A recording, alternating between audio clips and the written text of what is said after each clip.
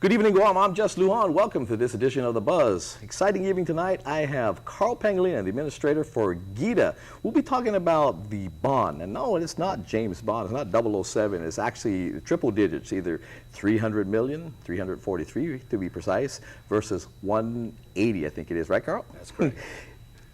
Let's simplify it. You know, I'm not a numbers guy. You know, I barely can reach to 10 on a good day, right? Let's simplify it to the folks out there. The 300 million seems to be a lot of money. How we're going to pay this back? Again, this is for tax refunds, That's right? correct. That's for tax refunds.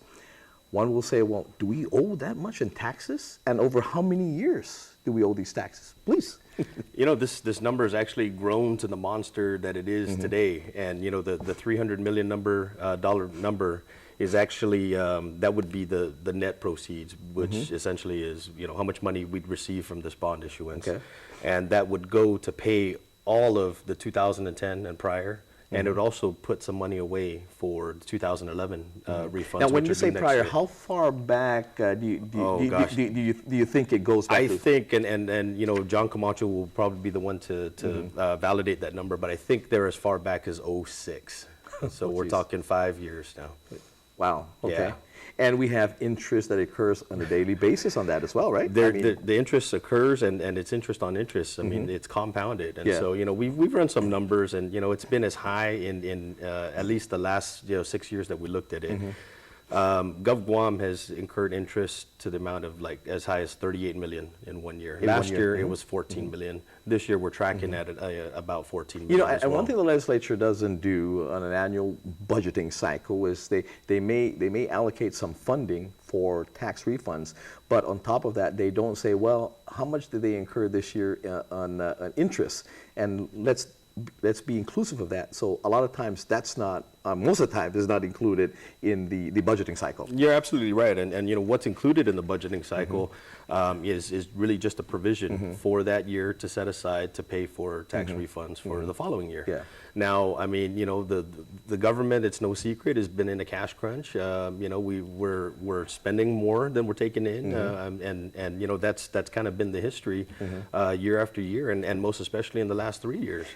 Now, you are the folks, you headed up the agency basically that goes out and helps secure the bond for Government of Guam. You go out there and see what's the best deal for us based on our credit rating and you know, municipal bonds. And you know, municipal bonds are with the triple tax exempt is very enticing to investors.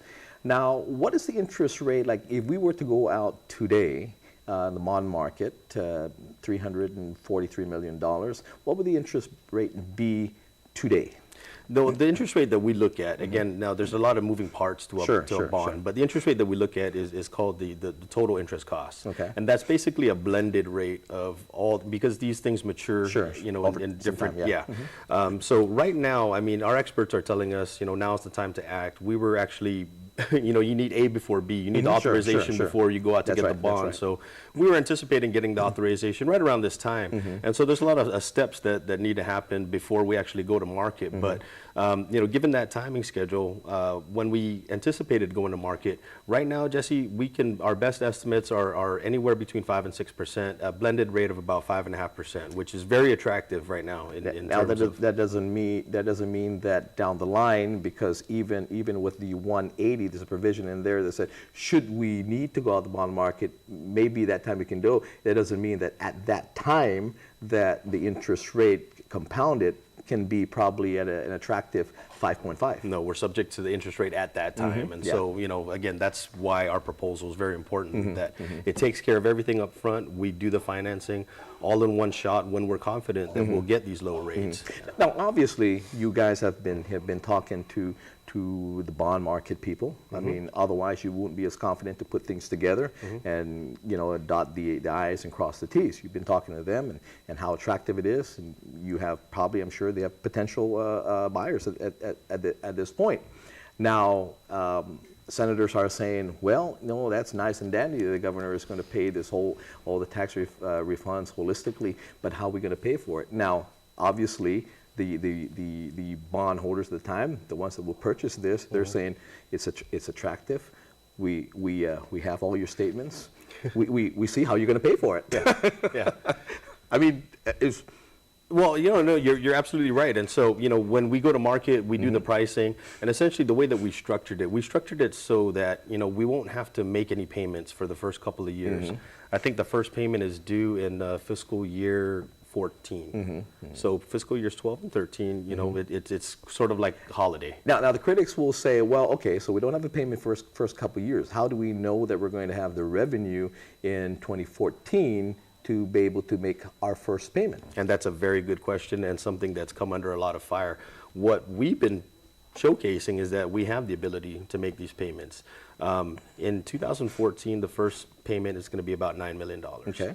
Around that time, $11 million in current loans that we have in the government of Guam come off the books. Okay. So what we're currently paying right now, we don't have to pay for that. Which means it's paid off, right? Yeah. Okay. So we got that covered. Okay.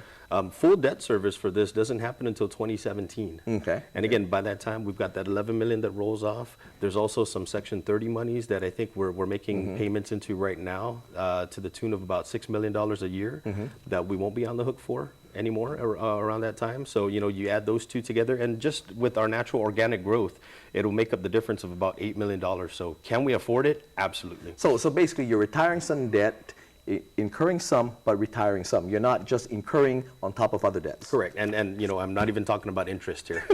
There we go. Hey, we're going to take a quick break right now. But I'll tell you what, we'll take your call, 632-8255 or 632-TALK. Give us a call. Talk to him, of course, Karl Pangelinan, the expert on this bond. We'll be right back.